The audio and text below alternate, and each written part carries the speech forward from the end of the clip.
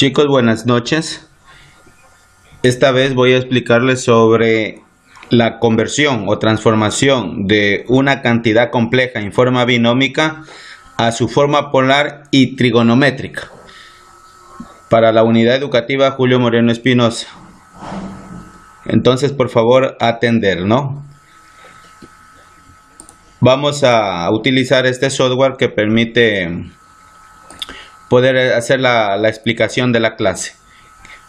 A ver, voy a escribir primeramente una cantidad compleja, digamos 3 más, pongámosle 4 y se me ocurre esto, listo, ya. Esto está en su forma binómica. ¿Por qué razón? Porque tenemos la parte real seguido de la parte imaginaria. Entonces, si yo quiero transformar esto a su forma binómica, ¿qué es lo que tenemos que hacer? Primero, tengo que calcular el módulo, ¿sí? Entonces vamos a calcular el módulo de esta o de este número complejo. Es decir, el módulo lo vamos a representar de esta forma. ¿A qué va a ser igual el módulo? Va a ser igual a la raíz cuadrada de la parte real elevado al cuadrado más la parte imaginaria también elevado al cuadrado. Entonces, el módulo de esta cantidad compleja va a ser igual. Entonces, operemos estas potencias. 3 al cuadrado es 9 más 4 al cuadrado es 16. Si sumamos 9 más 16, me va a dar 25.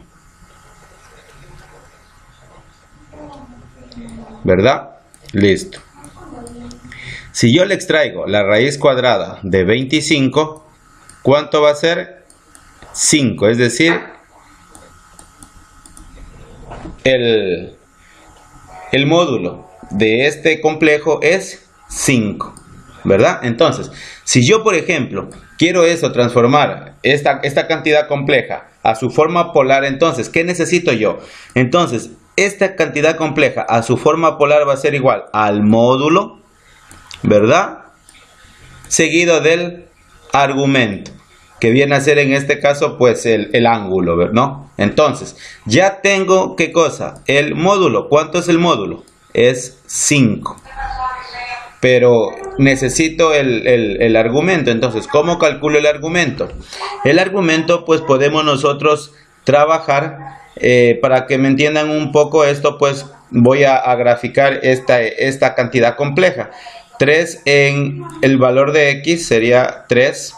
¿Cuánto en Y? 4, no, 1, 2, 3, 4. Y es decir, el punto está aquí. ¿Qué es lo que estamos trabajando? ¿O qué voy a calcular? Lo que voy a calcular ahora, ahorita ya calculé yo realmente, ¿qué cosa? El módulo, que en este caso el módulo es 5. Pero ahorita, ¿qué me pide calcular? El argumento, que viene a ser este ángulo, ¿verdad? Este ángulo que está aquí. Entonces, si yo analizo el ángulo que voy a calcular yo, ¿está en qué cuadrante? En el primero. Y como todos sabemos, en el primer cuadrante todas las razones trigonométricas son positivas. En este segundo cuadrante, solamente el seno y su inversa, es decir, la cosecante, son positivas. En el tercer cuadrante, la tangente y su inversa, es decir, la cotangente, son positivas. Y en el cuarto cuadrante, el coseno y su inversa, la secante, son positivas. Entonces, en base a este análisis, aproximadamente según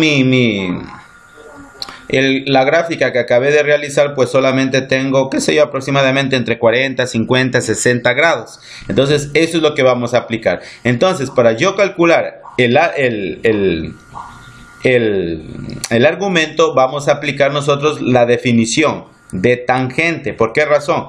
Porque si usted lo observa, yo tengo aquí, se me forma un triángulo rectángulo, ¿verdad? Que si yo, por ejemplo, le pongo aquí A, B y C, lo que voy a calcular es el ángulo A. Entonces, tangente de A va a ser igual a este cateto opuesto sobre mi adyacente, es decir, Y sobre X. Entonces, la tangente del ángulo alfa va a ser igual a lo que es igual a Y sobre X, cateto opuesto de A sobre cateto adyacente de A. Entonces, despejando directamente, esto va a ser igual. Unas personas saben ubicarle como arco tangente, o si no, pues para poder trabajar como en la calculadora, el inverso sería tangente a la menos 1. ¿Por qué razón? Porque si yo comienzo a despejar el ángulo, observamos que la tangente está multiplicando. Entonces, ¿cómo va a pasar? A dividir y me va a quedar 1 sobre tangente. Pero para poder aplicar la inversa de todo esto, pues, ¿qué es lo que tengo que hacer? Pues ubicarle como numerador, pero con exponente positivo. En este caso está tangente a la 1, ¿verdad? Me va a quedar tangente a la menos 1. Entonces, esa es la explicación, la razón por la cual tangente lo ubico como tangente a la menos 1. Entonces, esta partecita, pues, es la explicación, ¿no? Sigamos.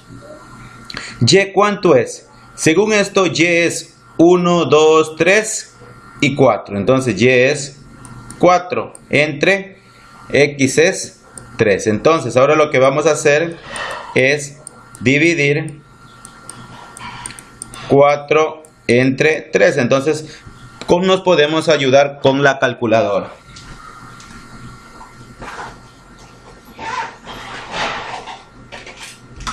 Ok, aquí tengo la calculadora y hacemos la división. 4 dividido para 3 me da 1.333. Esto voy a hacer aquí. Entonces, el ángulo va a ser igual a ¿qué cosa? A tangente o inverso tangente o arco tangente, como queramos nosotros decirle. ¿De qué cosa? De 1,333 de forma infinita, ¿no? Entonces, el ángulo va a ser igual. Entonces, ¿qué aplicamos en la calculadora? Shift tangente. Me va a dar 53.1 grados. Entonces, el ángulo que acabamos de encontrar, este viene a ser mi argumento. Entonces, ¿cuánto va a ser el argumento? Va a ser 53,1 grados. Y si nosotros observamos, ya la cantidad la tengo en forma polar. ¿Qué más vamos a calcular? Vamos a también a calcular su forma trigonométrica. Entonces, para calcular su forma trigonométrica de un número complejo, ¿qué vamos a utilizar?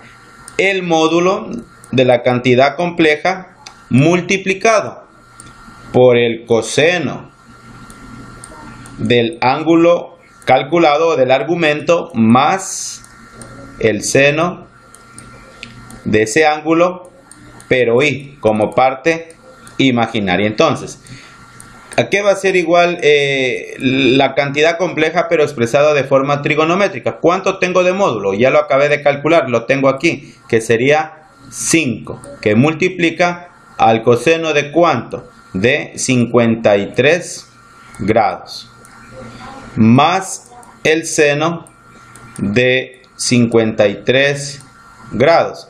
Aquí con la corrección que sería 53,1 grados, ¿verdad? Y entonces, para especificar, este de aquí es la unidad de grados, ¿no? Volvamos a hacer, a ver, ¿cómo me va a quedar?